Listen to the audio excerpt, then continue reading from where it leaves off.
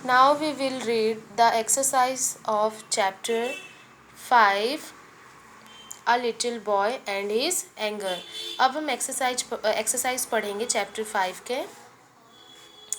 Choose and right the correct option. जो correct option होगा उसे चूज करना है, लिखना है। First is Andrew had a bad dash. Andrew को बहुत ज़्यादा क्या था उसका, उससे बहुत बुरा क्या था, गुस्सा आता था।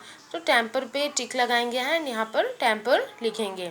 Second is Andrew use to dash with his friends and classmate in the school.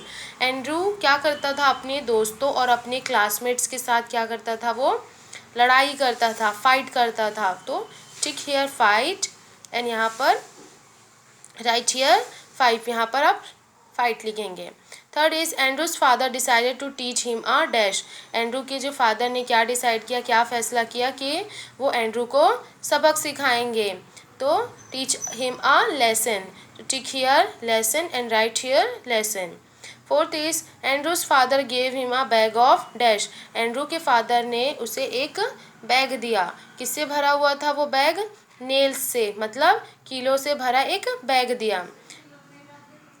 Next is the first day Andrew had hammer 37 nails into the fence. जब उसके फादर ने एंड्रू को वो नेल्स दिया था कि जब जब तुम्हें गुस्सा आएगा तुम एक कीले लगाते जाना फेंस में। तो कहाँ लगाने, तो जो फर्स्ट डे था एंड्रू का, तो उसने जो 37 जो कीले थे वो कहाँ लगाए थे? फेंस में। फेंस मीन्स जो वुड का बना, जो घर के बाहर जो घेरा होता है या कोई घेरा होता है, उसे फेंस कहा जाता है।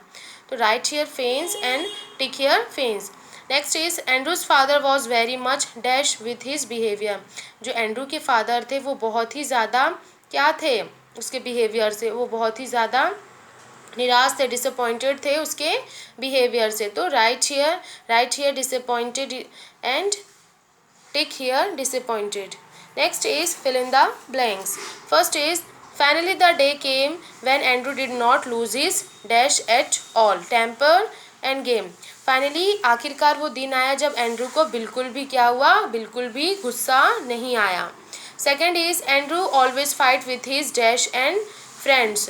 एंड्रू हमेशा अपने लड़ाई करता था, किससे करता था? Dash and friends, neighbours, classmate and friends. Classmates मतलब अपने साथ पढ़ने वाले बच्चों के साथ, और अपने दोस्तों के साथ वो लड़ाई करता था। Third is Andrew's father told him to dash a nail into the fence whenever he lost his temper.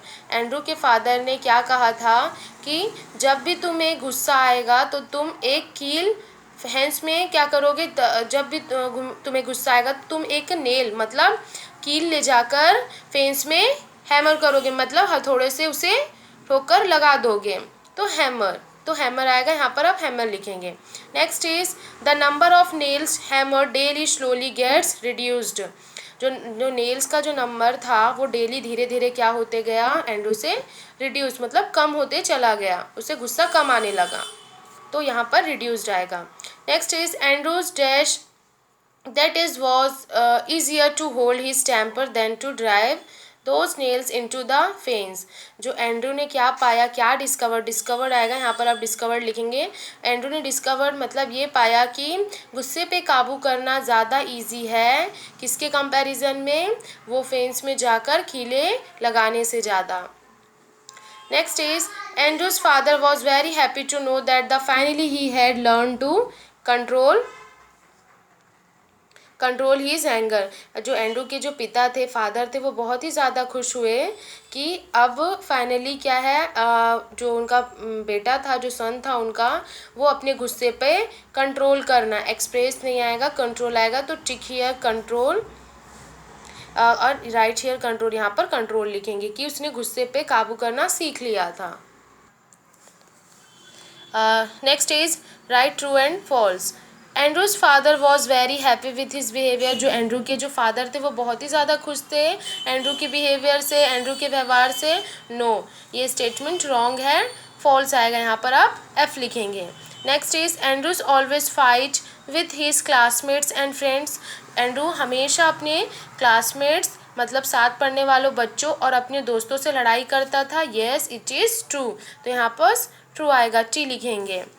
Third is Andrew's father decided to teach him a lesson. Andrew के फादर ने ये फैसला किया कि अब वो Andrew को एक सबक सिखाएगा।